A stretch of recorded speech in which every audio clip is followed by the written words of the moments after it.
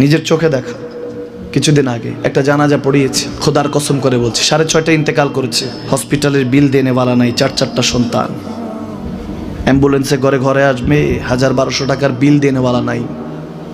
কি বুঝলেন? ক্ষণস্থায়ী দুনিয়া। মুমিনের কম থাকলেও আমি বলি, কেউ যদি এসে বলে হুজুর একটু দোয়া করেন, খুব পেরেশানিতে আছি, আমি তার হাত চুমু খেয়ে বলি তোমাকে মোবারকবাদ, আল্লাহ তোমাকে ভালোবাসে। পেরেশানি তো মালিক দেয়, এই জন্য এটা রহমত মুমিনের জন্য। পেরেশানি দেয় যখন ফেরেশতারা বলে আল্লাহ চাইতেছে চাইতেছে, টাকা পয়সা চাইতেছে, বলে এটা কি? বলে ফাসেক, দে বিদায় কর, বিদায় কর। তার চাওয়া চেয়ে বিরক্ত লাগে, বিদায় কর, কি লাগে দে। আল্লাহ 10 কোটি দিয়েছে, 100 কোটি দে, বিদায় কর।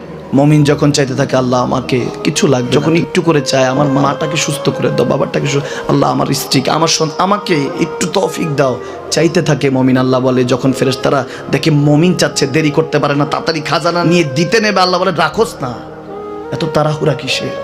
তার চাওয়ার মধ্যে তো প্রেম আছে, একটু চাইতে দেস না। থাকুক না মুমিন আর একটু পেরেশান, থাকুক না, থাকতে দেস না, একটু থাক, একটু থাক। পেরেশানিতে রেখে আল্লাহ মজা নেয়, মহব্বত নেয়, মুমিনের অন্তর থেকে খুশবু নেয়। আল্লাহর বড় মায়া, মুমিন যখন চায় আল্লাহ তখন মায়ার নজর নিয়ে তাকায়, হায় হায় আমার বান্দা, সুবহানাল্লাহ।